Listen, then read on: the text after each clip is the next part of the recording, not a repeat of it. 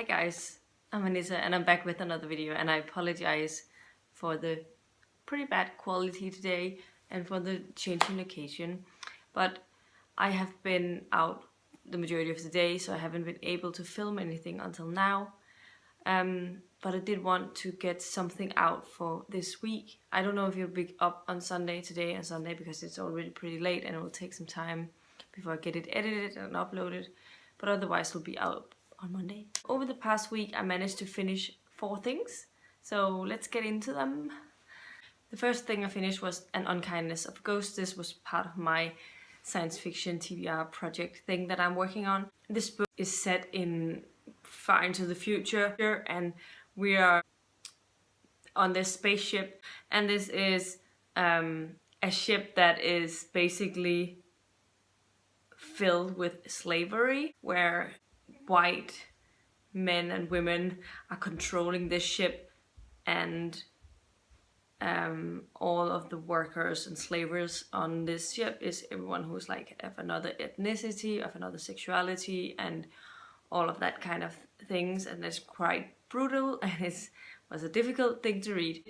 What this book does really well is the diversity. The diversity seems very natural and flows really easily into the story. It's not something that's forced. It's something it's there, but it's just part of the story. It's not, and it's naturally woven into the story.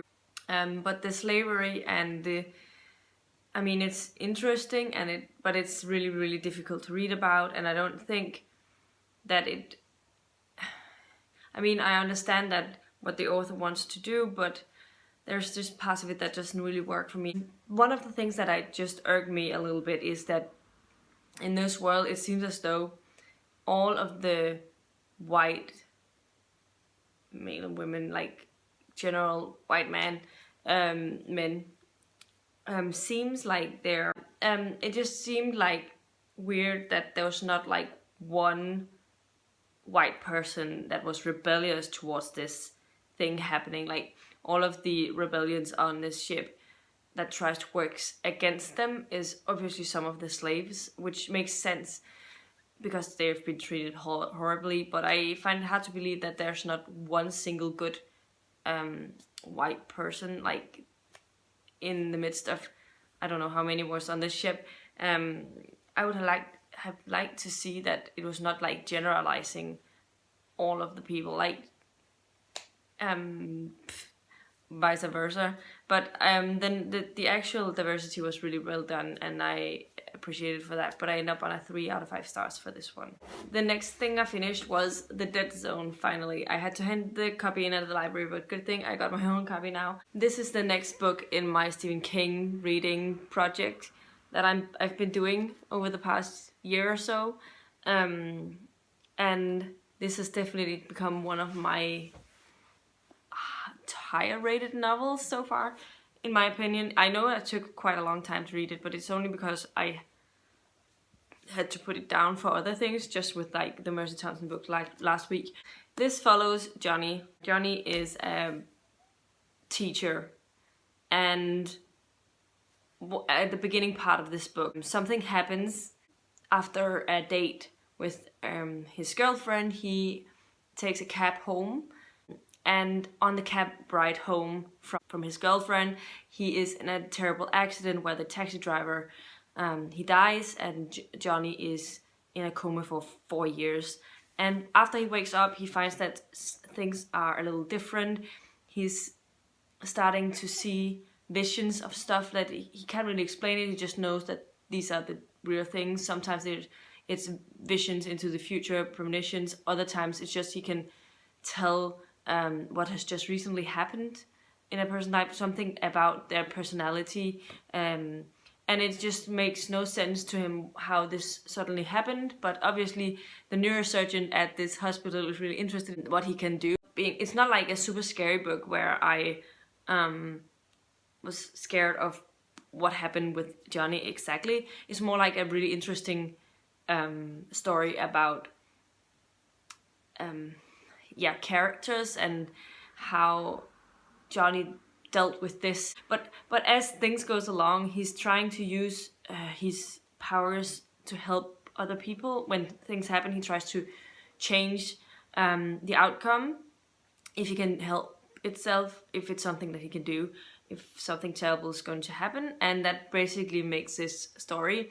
There are parts of it where I was like, this could probably have handled in a different way, but when it came down to it by the end, it made a lot of sense. But this book almost actually had me in tears, and that's the first time that's happened with a Stephen King book. There was just some situations, both that Johnny was in, but also that happened in this book that was really heartbreaking, and I really enjoyed reading that, and that has never happened with a Stephen King book before for me.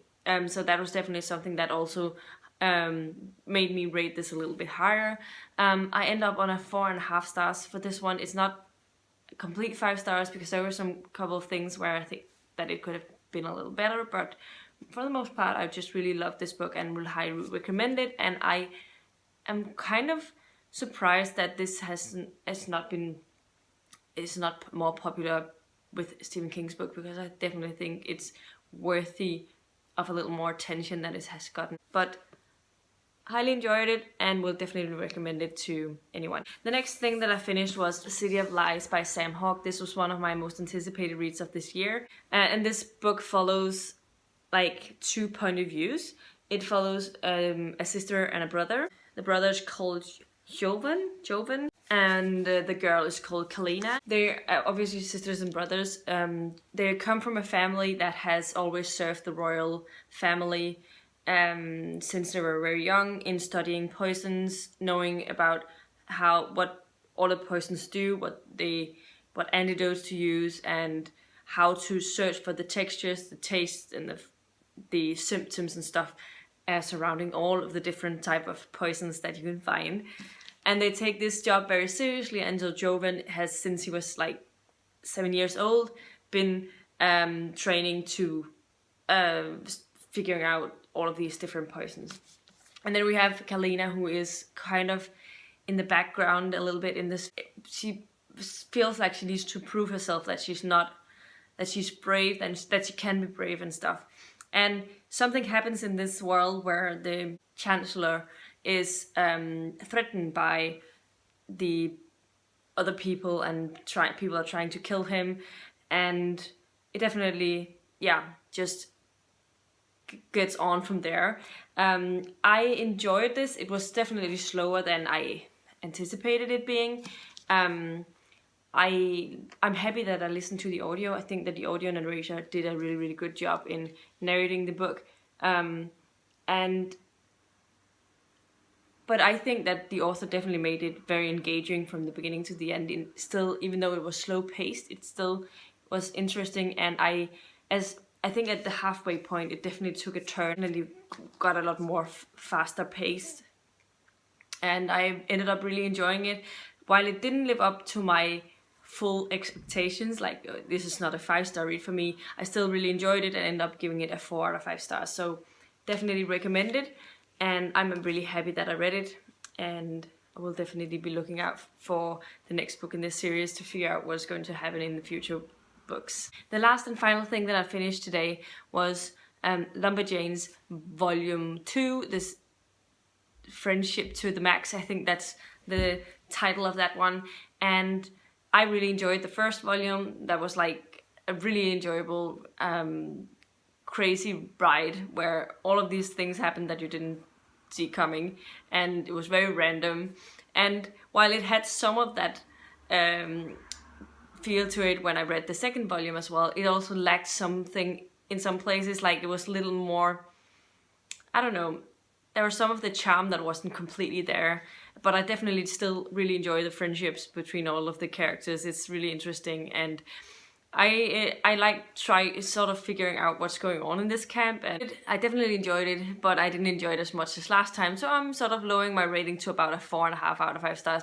I definitely understand the hype surrounding this particular graphic novel series, so I definitely recommend it if you have not yet picked it up. Or it could also be a good place to start with your graphic novels, because the art and it's just really cute and fun, and the story is really easy to get into, even though it's a bit random in places. But these were the 4 books that I finished over the past week. Now let's get into the sort of books that I've been working on over the past week and what I'm planning on finishing. The first thing that I'm working on, I'm close to finishing, is The Exercise of Vital Powers by Ian Gregoire. This I hope to have finished today. Actually, I hoped to finish it yesterday, but I didn't because something came up and I didn't end up reading very much. And for good reasons, I'd say. Sometimes life stuff is more important than reading, so yeah. Today I've had a pretty busy day because we celebrated my brother's birthday today. I had some driving to and from his birthday and I had like a couple of hours of reading.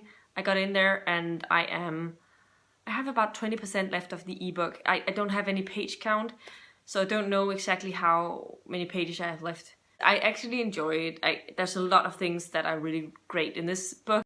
I'm gonna get more into that when I finish it, which I hope to do over the next coming days. The other book that I have going is an audiobook, and that is the audiobook of The Viscount Who Loved Me by Julia Quinn. This is the second book in the Bridgerton series, and this is a historical romance series set in the early 1800s. And so I have really been enjoying it.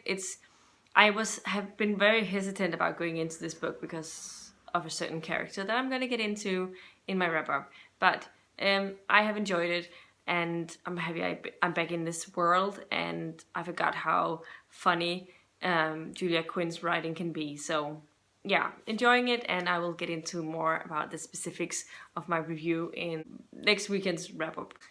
Otherwise, I don't think I have many other things that I've been working on.